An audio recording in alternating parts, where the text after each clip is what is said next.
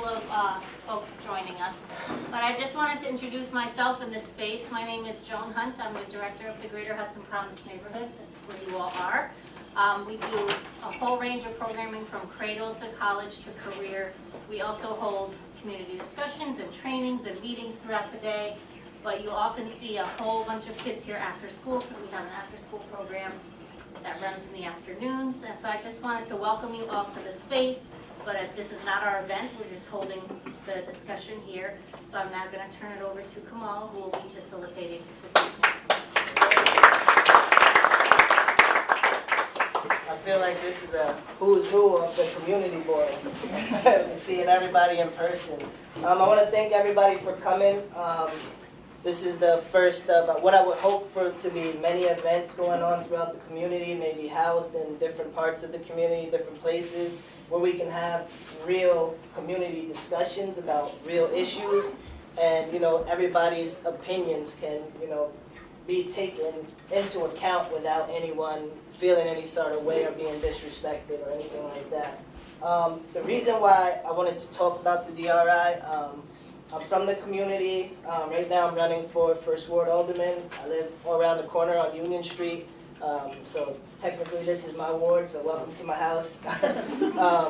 But the DRI was just something that came up where I'm not for or against it, but I just wish that it was handled in a different way where the community had more input and more knowledge on this situation. And I know that there was a ton of ideas that people were throwing around. There was a ton of social media arguments and different discussions and things like that. So I just wanted to get a take on what the community wants to see going forward. And if I'm elected or anyone else who's in the room who's running, I see a lot of familiar faces who are also running in the room. So I just want to make sure we're on the same page going forward and that we're giving the community the information that they deserve to have. Especially right now where we're dealing with, a lot of tragedy in the community. Someone was killed last night, and that's something that, it seems like we're afraid to talk about when we shouldn't be afraid. This is a city that I've lived in the majority of my life, and I don't want to feel like I'm afraid to walk the streets and things like that. And usually Hudson is a place where, when tragedy happens, we come together like no other city I've ever seen. So I'd like to see that happen again instead of, some of the other things that have been going on. A lot of the discussion with the DRI has come around the youth center. I'm happy that Nick is here today. I know that that's not in the section of the DRI, but Nick Zacco, who's director of the youth center, great director, doing great work right now, is in the house. So what I'm going to do is I'm going to pose some questions, and I just want people to feel free to answer them, freely on how you feel. And I'll start out with what I originally thought when I saw the DRI, and what a lot of the people from, the minority community felt was that it was gentrification. And they felt like, it was going to be a place where we're worrying about tourism and money instead of worrying about residents and people. And we're going to beautify the city so that, and this is a real fear in a lot of communities, so that people come in and they buy up the property, and then there's nowhere affordable for anyone to live, so you're forced to move out of a community that you care about. And this is something that is a real issue and a real fear. And that's probably not the case with the DRI. It could not be the case, but this hasn't been told to the city so that they feel comfortable about it. So the first question that I'm going to raise is, what does economic development mean to you?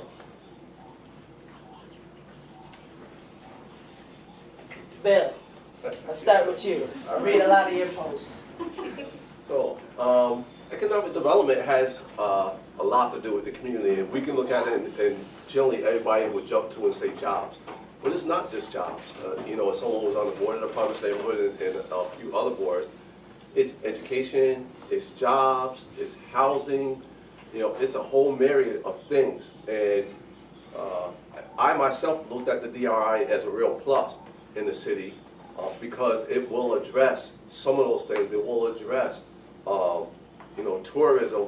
And what people don't understand, it's not going to be just tourism. It will address some of our infrastructure, some of the things that we need to do that will attract people to the city. Now, with that being said, if we have people who are real leaders in the community who are thinking about what do we do with that extra income that will flow into the community? What do we do with that extra income that come into our coffers? Are we going to now start budgeting more mindful around the youth center and our seniors? Are we going to be more mindful that we need to, work more closely with our schools? Things like that. So when the extra income comes into the community, it will be upon all of us in this room, elected officials and non-elected officials, to make sure that when we have that additional income that comes to our budgets, where I see so many arguments come up. Like, for example, there was a real biggish argument about whether we would increase the funding for the youth center or not, whether we would increase the funding for the senior center or not. You have a ton of people who will argue on that. And not only that, I get it, it's a HUD project with Bliss Towers, but in and around that community, I mean, the second ward has felt as though they've been left behind for a long time, and the fourth ward is right behind them. And so if we're gonna beautify downtown, and if we're gonna work, I mean, over in this part of the city, it's looking pretty nice now, then we need to start to invest on the north side of the city. And so economic development means a lot of things. So I would hope that we would think long-term when we think about it and plan around it.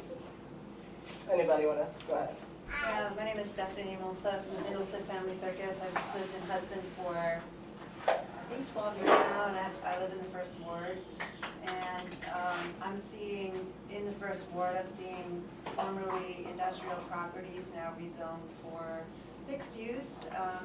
The Wick Hotel being an example of a place that was a thriving cultural business that's now going to be a hotel that will maybe employ 30 people.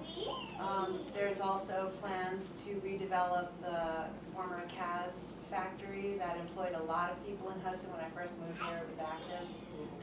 That is now going to be turned into, I guess, a proposed mixed-use community neighborhood. My concern is that in developing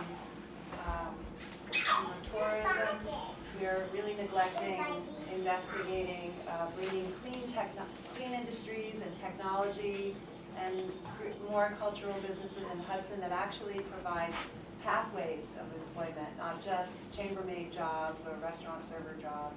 So economic development to me means investing in the community by making sure that there is a future for every person who wants to stay in Hudson. I mean remain in Hudson. Yeah. And that's important. I also understand that the arts are a business that drives the economy. There's a very important arts and creative sector here in Hudson that brings a lot of money into the area. Newcomers are attracted to it. Some of them are bringing that with them. But I just want to see more investigation and more research into creating more opportunity for everybody. Yeah, thank you. Claire, what do you think? I mean, like Bill was saying, when he first started economic development, to me, I hear jobs, education, thinking of the community first. When I first read the headline, $10 million comes to Hudson, first thing in my head is, oh great, more affordable housing, maybe the youth will be taken care of. I don't necessarily understand why that's not some of the things that are on the forefront when you think of economic development. Especially when you think of long-term, because the kids are long-term. But I guess I'm here to get a bigger understanding of what economic development means to everybody else.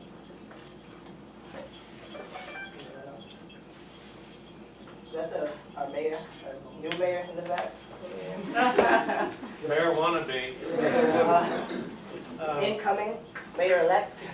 No, not yet. So, hearing, because come November, I mean, you don't really have a race, so you'll be our leader come November. So, like, hearing this, like, what does this mean to you? Well, that's why I'm here. Kamal is to listen and hear with the community. The DRI is a very complicated document, and it was a very quick process for the city without a lot of warning from the governor. And so a few individuals really took charge. Come on in, come on, don't be shy. A few individuals took charge, along with a lot of community involvement through meetings, through a couple of hearings, I believe. A lot of people got involved. I was not involved in the entire process. How I look at the DRI, I think it's a blessing for Hudson. $10 million coming into the community, regardless, is a great thing. I don't want it to become a divisive issue within this community. I think a good $10 million, well spent by the way it's being set up and explained to everybody. We have a local blog who I think did an exceptional job yesterday putting together a explanation of how the DRI is actually going to function. Gossips of Rivertown. So I applaud Carol for doing that, because there is a lot of misunderstanding about it. How I look at it in economic development, and I'll shut up because I'm really interested in what everybody else says, is this is the chance for us to put some much needed infrastructure into a neighborhood that's really been neglected for years. And that infrastructure will hopefully encourage economic development from investors or other people coming in that may want to invest in, whether it's a business that gives a job for restaurants, whether it's a possible school situation, whether it's possible for a developer to come in and do additional housing, because we now have a good infrastructure in place to do that, and that housing could be affordable housing, depending on how you define affordable housing. So I think that's a great opportunity. There is mixed use that can allow for this grant to have affordable housing. And I just want to follow up with you, just one more question. Being that, you'll possibly be the new mayor, and you hear that there's a fear in the community of gentrification and moving, people out, locals out of the city, like, how would you handle that going forward? Well, that's really, one person can't do it. The city can't do much about gentrification. You've had, what you can do is foster an environment with people that will encourage development of affordable housing. And the city can get involved in that. The city can offer pilots to developers to offset some of the taxes that could bring pricing down for housing. So I'll certainly look into that. We have a lot of housing stock that's off the inventory now. And I think that's one big issue within our community. A lot of properties that are sitting empty, that have kind of not necessarily created this, but have helped. The quicker we can start getting those back into the community, I think even if they came in fair market value, prices would start coming down a little bit for affordable housing. Thanks, Ben. I apologize if you feel put on the spot. Oh, no, I'm all right. We have everybody in one room, so we might as well ask the questions. Nick, you want to speak on this, from a more youth perspective? Well, like you said, the youth department doesn't necessarily, we're not in the area there, so we're not gonna be a candidate for getting any of the money. But one thing I worry about, just as I've seen some of these processes go forward, I know in the state funding last year, a business came to town with the promise that they were going to bring new jobs to Hudson. They were going to move into the second ward, and they were going to give new jobs in the second ward. And they got the money from the state to come do this. They bought the building, and then they came before the planning board, and I asked them how many new jobs they're going to be creating. And they said, well, no new jobs now, but down the road when we do an expansion, we're definitely going to create some new jobs. And so that's my worry, is that when proposals like this come forward, everybody has lots of new jobs that they're going to create. And they all put as many as they can, and that's going to be a great thing for the community. But then there's no, I guess I worry that there will be no kind of follow through in saying, how can we make sure that if there are going to be new jobs, they really exist, and that they are going to people in the community that need them. So I don't have the answer, but it's a real concern that I have with these kind of projects, because I've kind of seen a few times how these funding processes happen. People put in their proposals, looks great, shouldn't be great for the community, but then nothing really shows, and then a new business is here. Great for them. And a lot of times when we have things like this, the community is so burnt out because they've heard so many times that this is going to be the big fix, and this is going to be, the grant that comes in and changes things, and then it feels like, everything remains the same and nothing changes. So you have a community that's, drained and stressed when these type of things happen. So I would ask my next question, what concerns you about the current DRI? I guess I'll go on this question. And this goes back to what all you guys are saying. So at one of the hearings, I brought this up because initially when I read it, there was money set aside. It said affordable housing. But then as you dove into the real question, it was really to make it site ready. Then all of a sudden, even that went away. And so my comments to that is, this is great. The DRI, I'm really excited about the DRI myself. But if we're going to engage in that, then we also have to stay committed. There's been a lot of forums going in and around the city of Hudson. A lot of people in this room have been attending those forums and have committed their support for affordable housing. I think we have to have a plan to develop downtown with the DRI. We need to have a parallel plan to develop affordable housing on the sites that have been outlaid by Sheena Salvino. Those two plans need to run in parallel to each other. Because if we do not do that, one, you will cause more strife than not. But two, you will have where you are creating this community, this economic community that Nick was talking about, and you will have to bus people into Hudson for those jobs because what they're paying them, they won't be able to live here. So that is my concern. I have a question. Go ahead. Okay, I was there when the mayor, I mean not the mayor, but the governor just, awarded us with this $10 million. But the only thing I do remember about this DRI is that it's for tourism. So what exactly is this $10 million for, besides tourism? What is this DRI going to, and you also let us know that, New York State has a problem, giving out the funds. So when we actually do receive it, what is it going to give us besides tourism? I think, may I Yep. answer that? So, and my name is John Cannon. I'm not a part of the DRI process. I've just been paying attention to it. I know that there were 15 projects that were outlined in the DRI. There were 5 projects that the state sort of gave their blessing when they approved it and said, hey, these are the 5 that we're really interested in.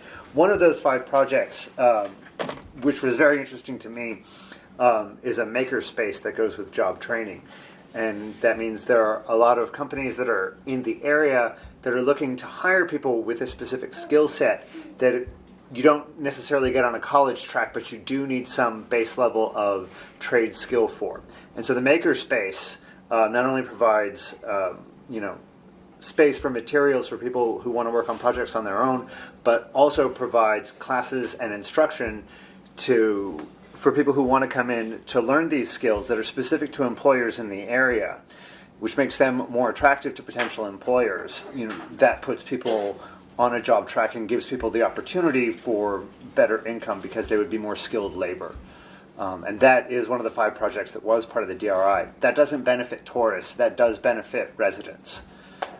Okay, but what jobs are actually going to be here? But we're building jobs that are attracting tourism. So you got restaurants, boutiques, and antique shops. That's a fair point. There are manufacturers. There are manufacturers and fabricators in the area that are actually having trouble hiring workers because there's a shortage of skilled labor.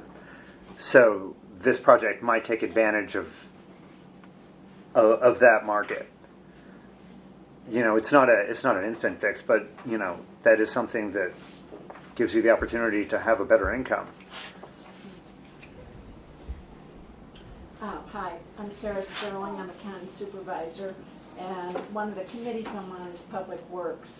And part of the DRI is workforce development, and that is a concern of all of us in the college here, which there will now be transportation to, is to have trade skills. These are really good paying jobs, and the emphasis now seems to be on go to college and all that, but right now in the highway department there are at least 3 mechanic jobs that are going unfilled. They pay about $41,000 starting with incredible health benefits, and they can't get people to fill those jobs because a mechanic can basically write their ticket anywhere right now. So there's 3 jobs that are vacant right now. And I think you'll see, Harney and Sons came in here. There's out at the Commerce Park, there's a new factory out there with pretty good paying jobs. And it's just getting the kids in school training. Pretty good paying jobs. Because I went to the open interviews for this new WIC that's coming up, Uh-huh. and their open salary is $11 to $13 an hour, and the cheapest apartment going right now is $800 a month. If you can find And it. no, that's the cheapest, because I've been looking for the last 5 months Yeah. for an apartment. Yeah. And that's the cheapest right now. And it's on the middle of Shoot 'em Up and Kill 'em Drive, which, I mean, I live there already, so it's not like I'm scared to be there, but I mean, you don't really want to be there. And that's if you want to make full-time. Their full-time is only 32 hours a week. So how are you going to be able to afford it? So WIC Stephanie said full-time it's is only 32? Yes. She said it's only bringing, what, 30 jobs in? And they're only bringing, that's the maximum. They said 25 to 30. Because I think they're getting a. No, I sat with them for pilot 45 here. minutes last Thursday, and I asked them a lot of questions. And they're under the Marriott. And they're booked for the next 8 months once they open up in October, and they're $300 a room, and they can only pay you $11 to $13 an hour. Well, I will definitely look into that too, because I think one of the things they got was some tax benefits in a pilot here. So they have to guarantee anybody that gets the tax break of the pilot a certain amount of jobs. And I believe, I'll see if they're full-time or not, because, yeah, this 32. That's their max. Then you don't That's get their benefits. full time is 32 hours. With no benefits? No, they giving you some benefits, but benefits is not going to pay your rent. Where are these jobs posted?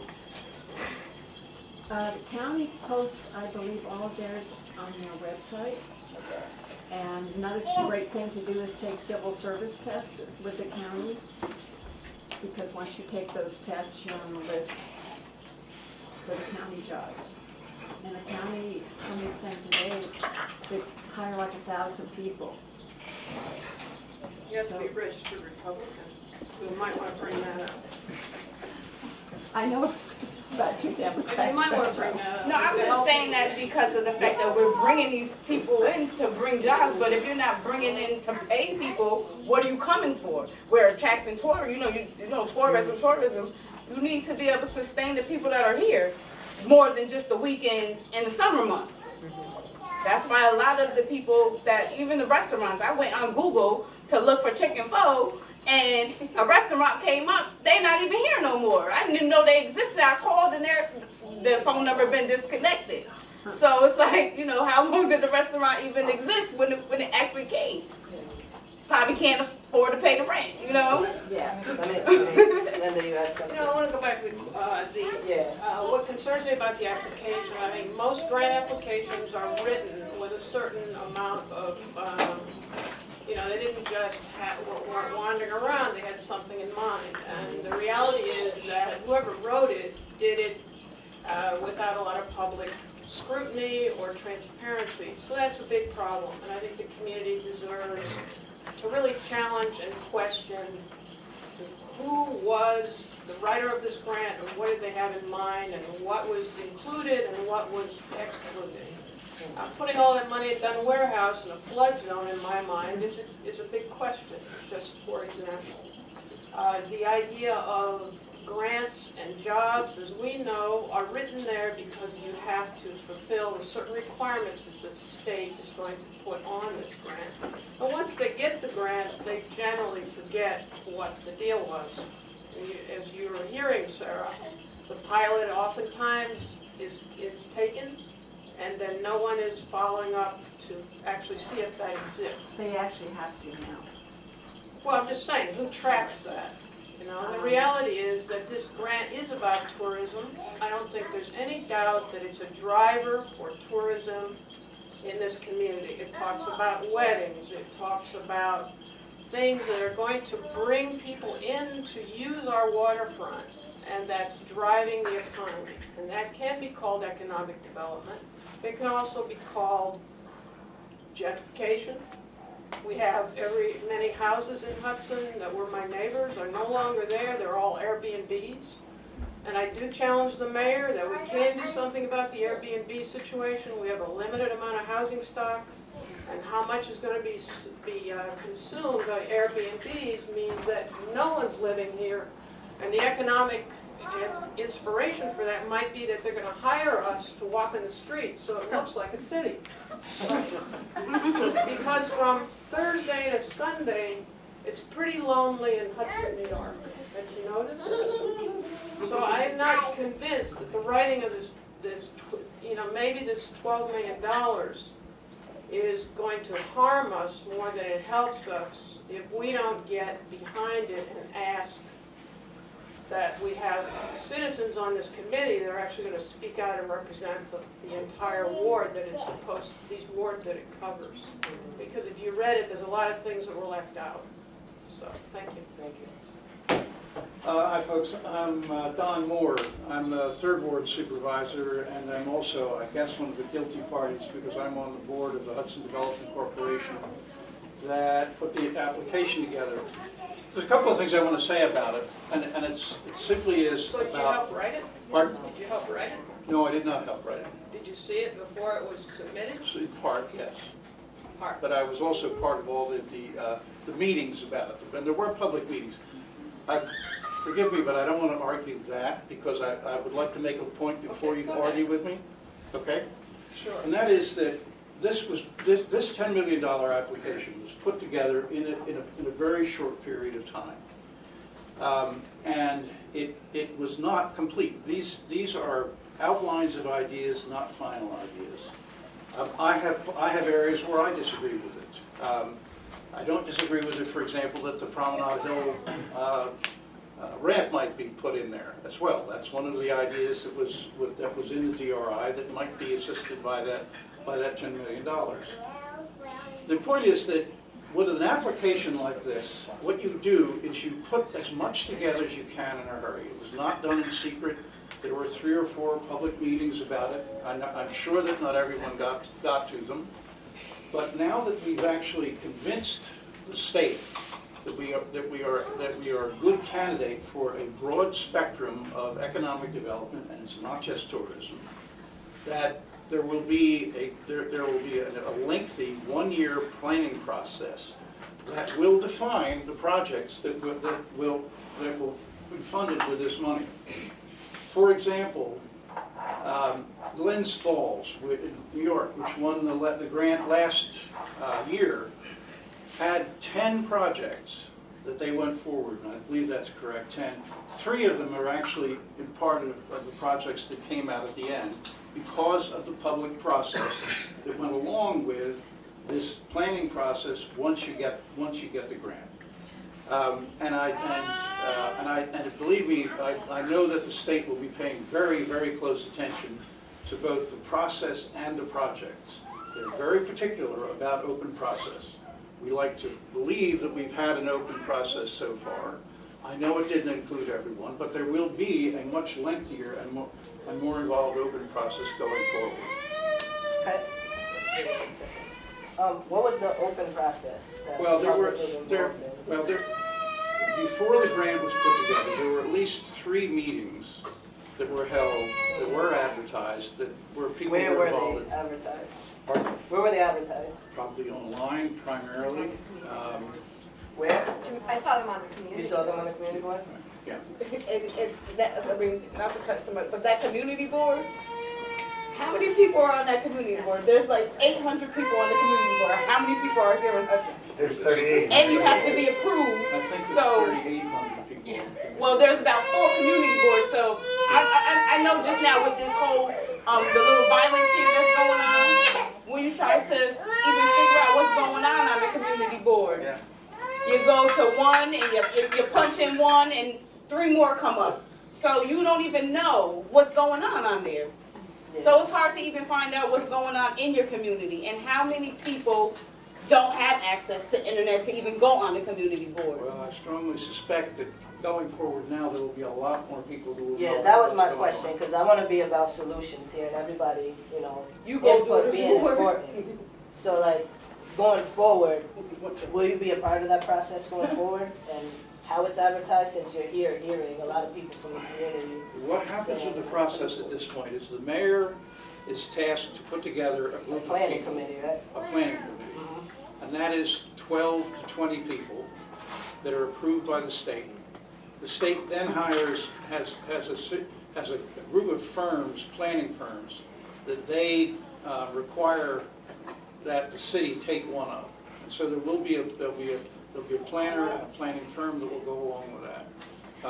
Beyond that, the Hudson Development Corporation does not have a strict role in this. It's now up to the office of the mayor. It's a city grant. Yeah. Thank you for that. I want to go over here. I mean, you and the future mayor on the hot seat. I'll give you guys a coffee in the first ward at some point this week. Well, just on that point, in terms of the makeup of the committee, and I guess I'm directing this partly to the people in the room who are running for alderman and the person who's likely to be our next mayor, that hearing all of this concern and anger about being left out of the process up until now and a feeling of distrust, that I would really recommend that that process of appointing who's on the committee be as open and as inclusive as we can possibly be. And really, in my experience of working in communities that are often in disagreement, the best thing is to bring in, put on the committee, the people who are feeling left out, to encourage those voices to be at the table, not the voices that we always hear from and we think they're, have good intentions, but really bring in people who have been left out. And I think that's really important, and I hope, even though I know that the mayor, or I heard that the mayor already submitted a list to the state, but since this mayor is only going to be in office for several more months, I would hope that there can be some involvement of the new mayor and the new common council. And as much as I can get involved, I will. This is a very fast process by the state. They are very, from what my understanding with the mayor, and that's who you should be talking to. She has the sole responsibility to submit X amount of names that will be vetted by the state and selected. As to where that process is, I'm not quite sure.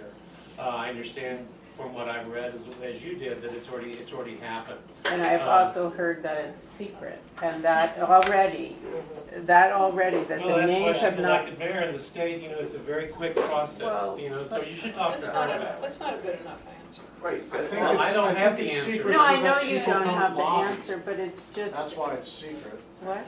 It's secret so that the people on it don't lobby for one of the slots. Well, the problem, John, is that there is a history of secrecy or a perception of secrecy in this process and in a lot of things that happen in this city. So being open, if you hear people's voices in this room, being open is what we want. Yeah. And also, my understanding was that while there are a lot of things spelled out, that's one area where there's actually some room. How do we define a community leader? Community leader has to sit on, or can sit on, the advisory board. How do we define that? Who defines that? Is that up to the mayor? Who does that community leader represent? So I think that's where we actually have some room to help facilitate that planning process. So my concern, because this is the first I'm hearing that a list was submitted, is that the mayor, yes, has the authority to submit it, but with the mayor, and we know how government works, with the mayor being so short-term, the one who's supposedly is going to be the next mayor should have had a great deal of input or should have been consulted a lot more. That's point one. The other point is that if we're talking about a diverse community, you don't have to have elected officials. I was reading Rebecca Wolf's, and she told me she didn't write it, but she put it on her page about how she would diversify the group that is chosen that would sit on this committee, and I thought it was very well written. It was broad. It had a broad spectrum. She had a whole variety of people, and that's the way we should have approached it. This is unfortunate if it wasn't done that way. But we don't know that it wasn't done. You're right. I don't. But I didn't know that the list was submitted either. Right, but I mean, I think to what Mr. Friedman said, in this situation, if they had been transparent about who they were nominating or who they might be nominating, there would be more lobbying. The outcome would not be as good for the community. That's not true at all. I don't know if the quick, fast movement of it is successful for the community. If you have a room full of people with opposing views. You have something to say? Oh, no, sorry. There you go. So, anything? No, we made eye contact. I thought. Kamal, I'm interested in your opinion on this. I mean, this is an interesting conversation. You're running for alderman for my ward. Yeah, I don't mind being on the hot seat. For me, I feel like it should have been known, and you know, people should know who's on the committee so that they can feel more comfortable. Because if the community already feels like they've been stabbed in the back, then why go over again and say, you know, this is something we just had to do fast. Usually when things are done too fast, they're not done correctly. So if you take your time and you give people a chance to see, actually, it's hard to complain when you're showing it and you're being transparent. So I just want transparency in the whole thing, and that's Well, why. now I do have something to say. Go ahead. Just to add some clarity though. So as the chair of the Economic Development Committee, I've been somewhat involved in this process. I have no idea who's on the list. I didn't know the rest of the list. Yeah. But I think really the rationale for it being secret is that not just the people who are on the list, but other people who might support one person or not support somebody else doesn't inundate whoever is making the decision, and it's not really clear to me who that is. Yeah.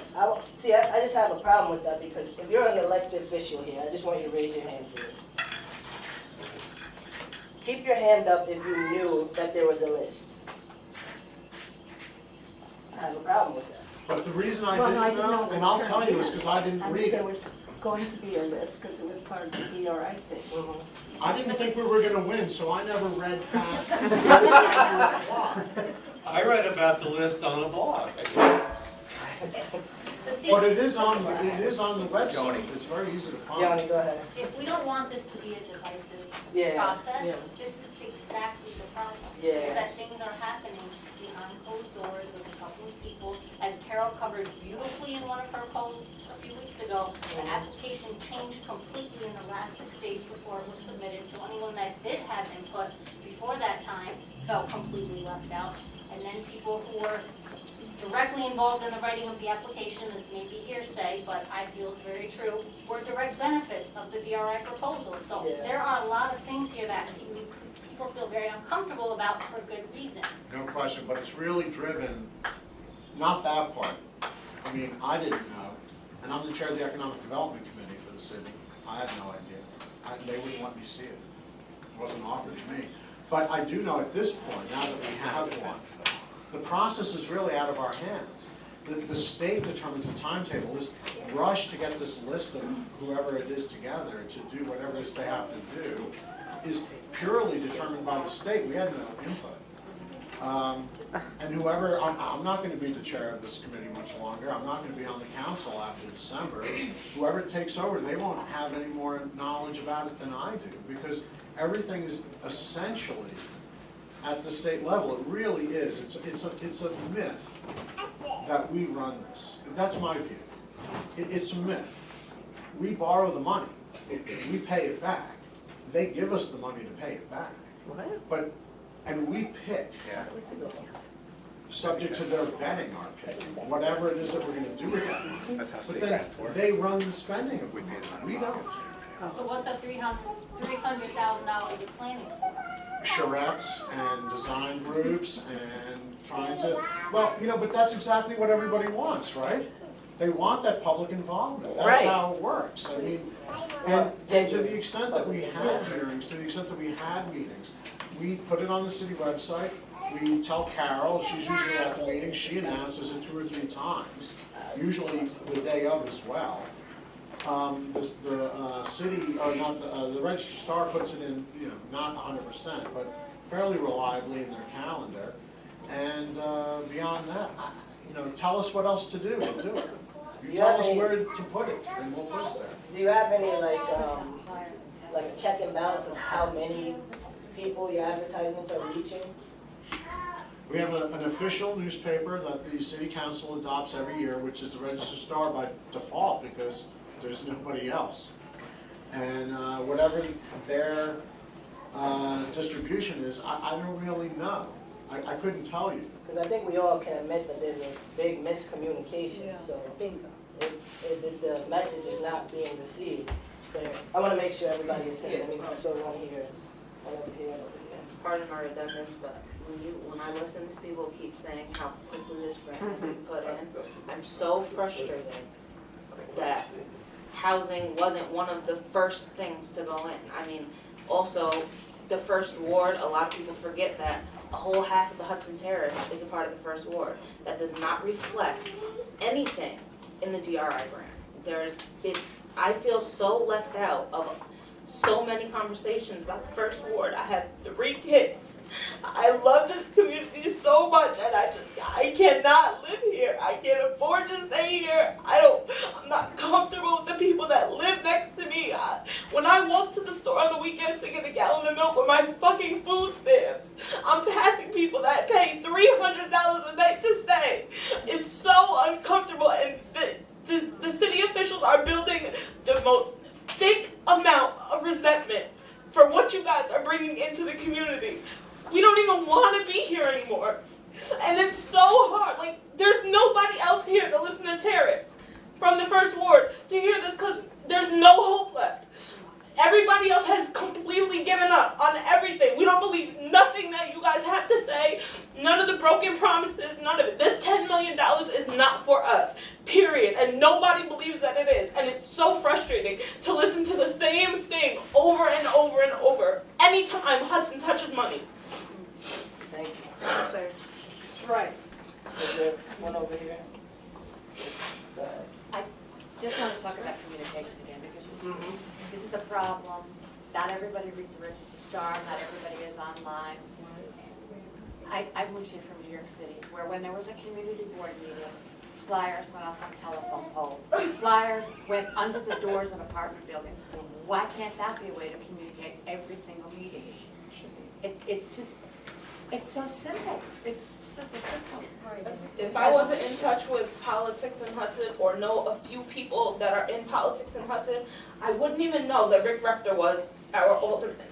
I wouldn't know that this event was happening. I wouldn't know when there is a community conversation, because the community board is also not for us. The things talked about on the community board are not community related. They're what benefits tourists or new people that are here. It doesn't feel like the Hudson community. My family has been here forever. This does not feel like Hudson. Community to everybody else and community to the people who are not here and are left out are 2 completely different things. And I really, really hope that if KK is elected, that everything comes back to what it used to be. People feel included at the very least. Because this is a lot. It's a lot to take, and $10 million should excite everybody in the city of Hudson, especially the people that have been here forever, and it doesn't. Thank you for that. There's a lot of pressure on me. I'll do my best to make sure that we'll communicate with everyone if I want to. I almost agree with her. Important is I'm talking about economic development. Everybody have economic development in different way. I have economic development in my housing. Somebody has economic development in my job. But you have to find out what is the most important thing in the first meeting. That's the number 1 is affordable housing. If affordable housing is coming to the Hudson, so that a lot of people help the rent and economic development. So question was we cannot pass through that issue to bring another issue. And one thing is they have a lot of issues, the gentrification, that's true. A lot of people are leaving this town. If you make a job, the $14, $15, they can pay the $1,500 rent. So they have to leave. What is it being for job for who? Yeah. So question was the number 1 problem is housing. I like to say that we should put in some money to the housing, the helping the people that were there. That a lot of people who has the money, they live in the one house, and we live in the 10 people in the one house. So we have no money. So housing is the number 1 problem in this city. I believe that we should put in something in the for housing. Thank you. Thank you. Anyone else? My arm's gonna fall, okay? You know, that communication thing, because this grant is supposed to like fund, service what, the second ward and down? And, well, Second Street and down? And that's basically where our low income housing is. And you have nobody here. I mean, not to throw out our little politicians, but when you guys are running for office, you don't have no problem knocking on their doors. No, half of them don't have social media or don't have, you got 486 registered voters up in that high rise, and only 35 of them voted in the national election. But I bet you're gonna knock on their door so that they can vote in this local election. You want their votes. But nobody was informed about this DRI, this $10 million. That's gonna, they're gonna be affected by this. My mother moved in that high rise when it was first built, when she was 5 months pregnant with me. I'm 40 plus now, and can't even afford to get an apartment now. And these people ain't none of the people from the high rise here that even know what's going on.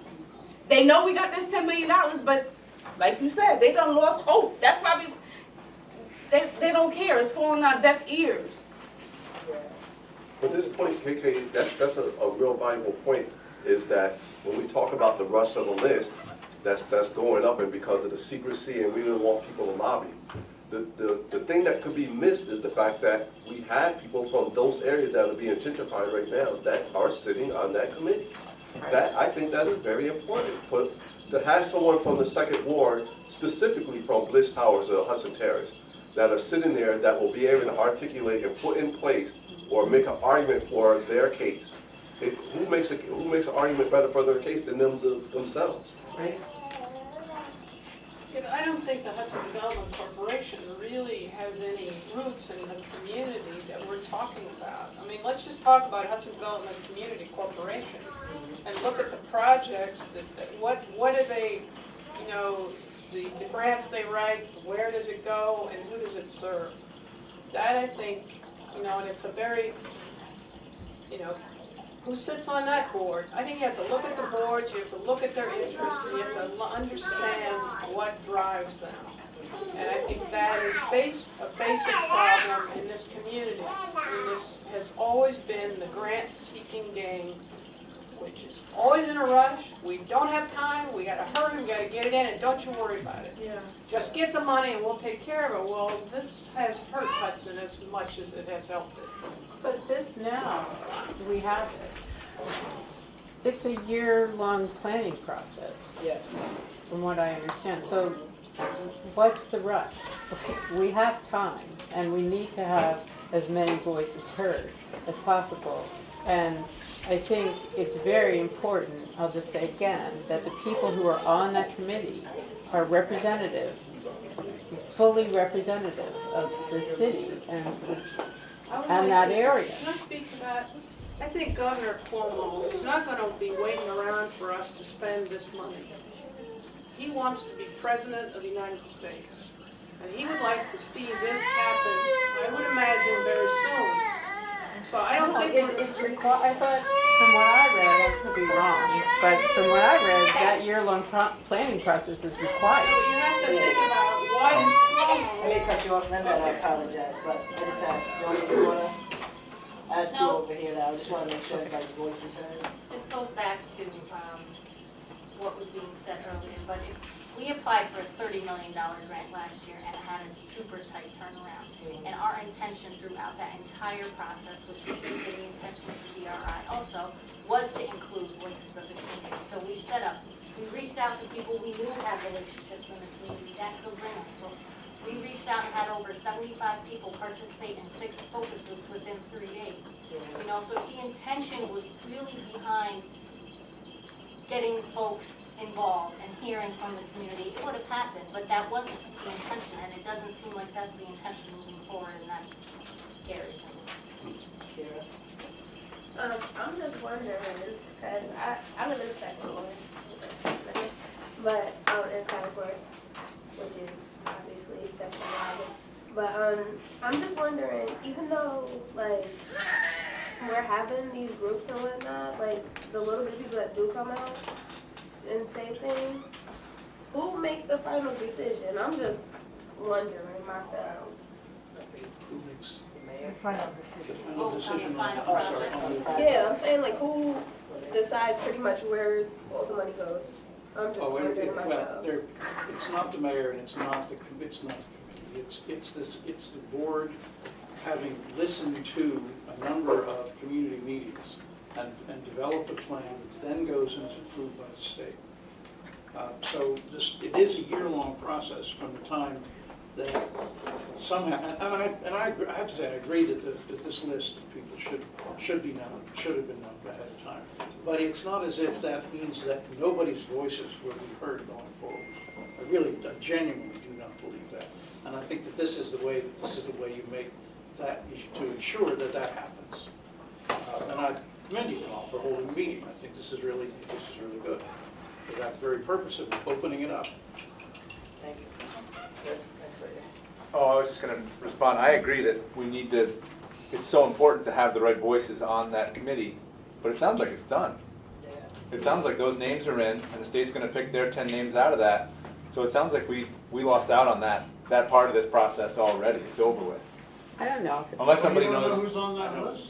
Who knows? Nobody knows. You could be on that list now. As I understand, the mayor already talked to the people and got notification. And I People who have, are on it don't know.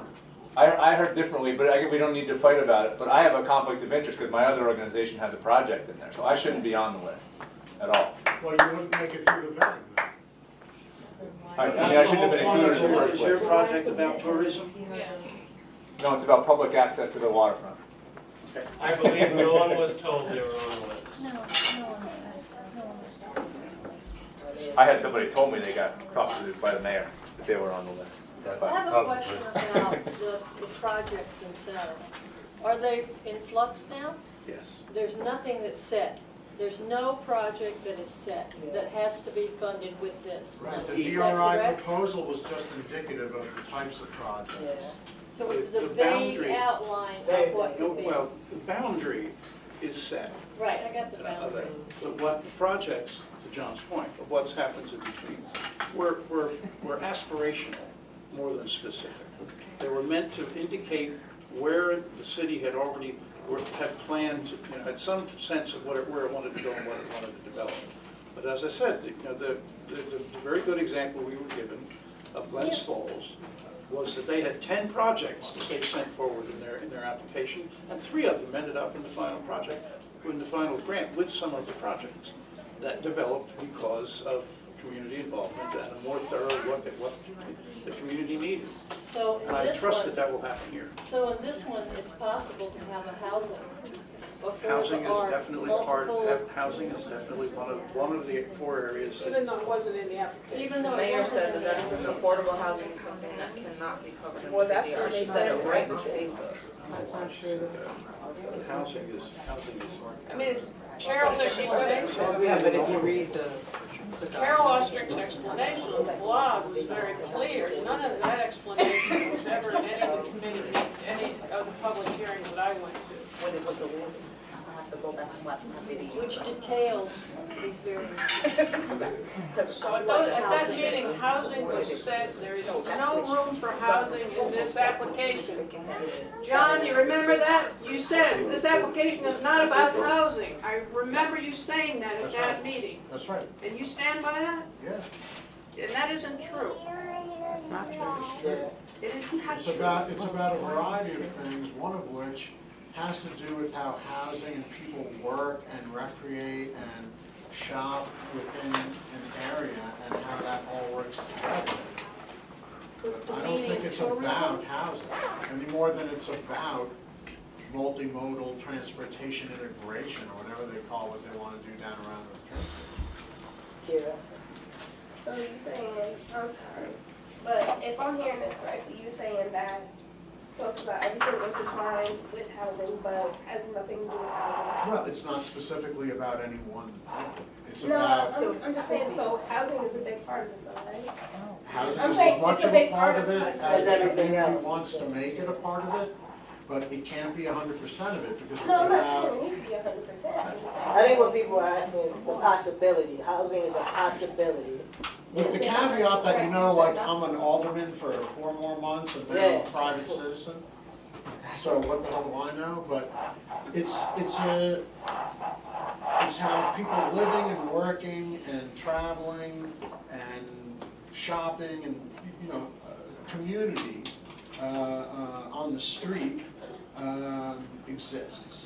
So in that fabric, in that matrix, you need housing and jobs, but no one thing exists in a vacuum within that matrix. So everything is interrelated. So that projects that are going to be successful are going to show how they add to some of these other things besides just themselves.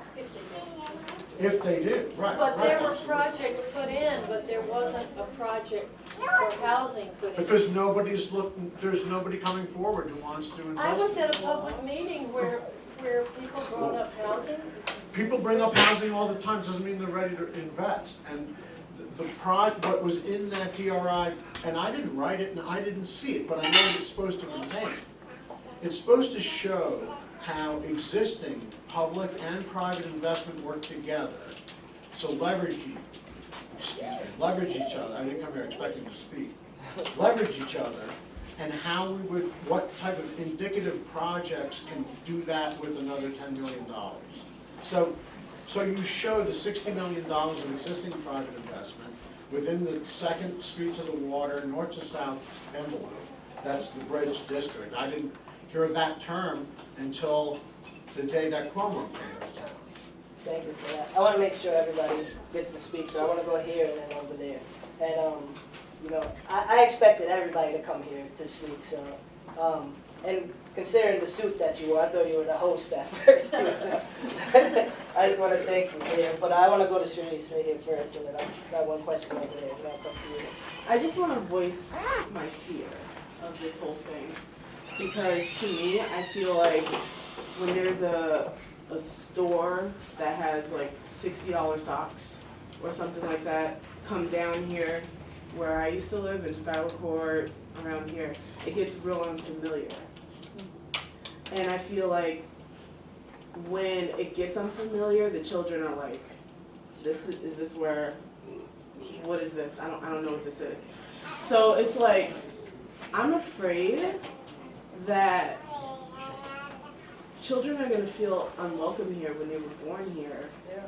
And they already do. And like, listening to Claire, I was like, I think about my friends. I think about the people like that I grew up with who live around here. I think about my childhood, because I lived in the terraces when I was little. It's like, the way I think of Hudson, it used to be a safe place where you could walk up and down the street, say hello to people, and they said hello back, they ask you about your day, and it's actually genuine. And now when I walk up and down Warren Street, it's not a genuine thing, and it's because they don't know the culture here because they're not from here. And then you're adding things to the lower part of Hudson where it's supposed to feel safe because everyone down here is mom and pop. There's going to be newcomers. And then there's not going to be that sweet smile in a child's face. Like, the question is, did you think about the people? I'm not. And that's not to you personally. Yeah, I'm sorry. You're just the eyes that are caught.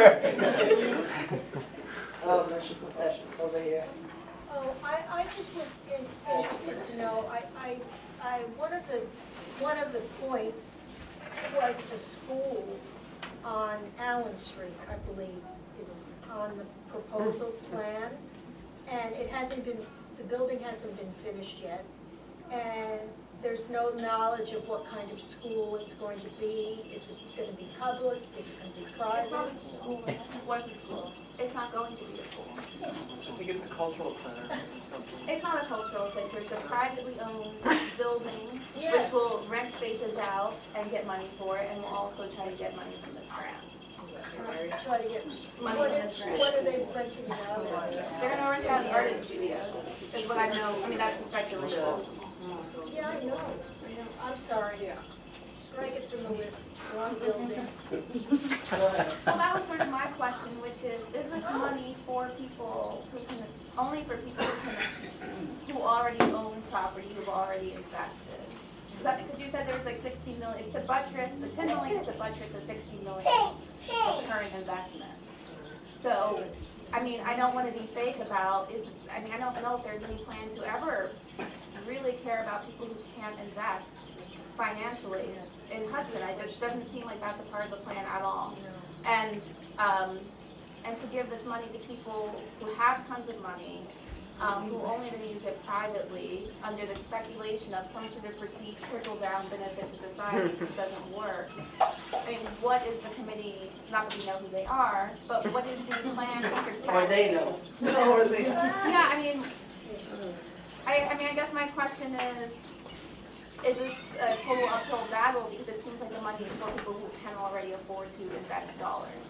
I want to give everybody some closing thoughts and like, where do we go next? Well, I have a question to you. Some of us don't know you.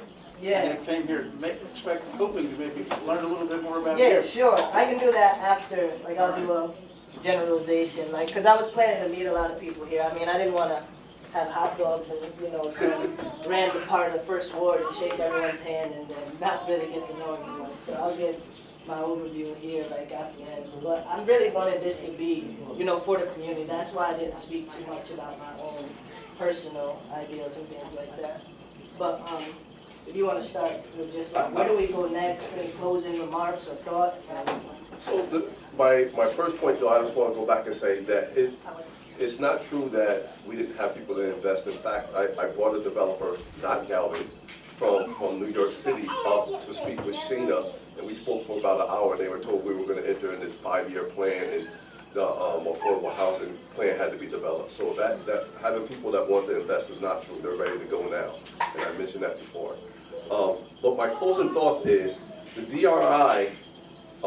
Again, I had to stress the fact that while we're looking at infrastructure, and for this committee that is in place, they need to be cognizant of the concerns of the people that are in the parts of the city that haven't been developed yet. And that's primarily the northern end. Now, that's not saying that you have to develop, you have to put all your monies over there, but that committee that is put in place is going to be very important. And hopefully some of the names that were chosen from people who are living in that area. It would be a crying shame if it didn't happen. But even if it doesn't happen, we need to pay attention to housing, because housing is if you look at when we talk about education, employers, they all want to look, when they come to move to this community, they look at the housing stock. Two things they look at, and we know this, is the level of education and the housing that's available in the area. And right now, we're focused on our education, and our schools moving in the right direction, still has work to do. But as far as our housing stock, I will have more to say on that in a couple of days. But as far as our housing stock, we have a real problem there, and it needs to be addressed. Anyone else?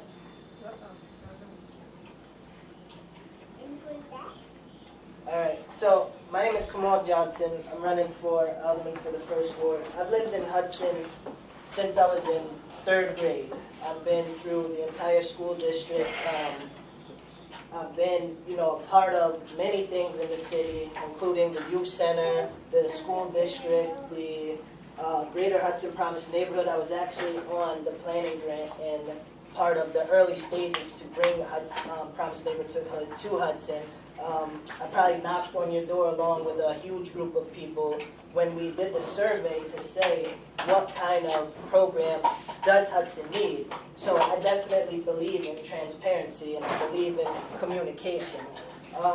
Also, right now, I work with the fatherhood program that I run called POPS, and we take fathers in the community and we do different things. We give them programs, we take them on trips.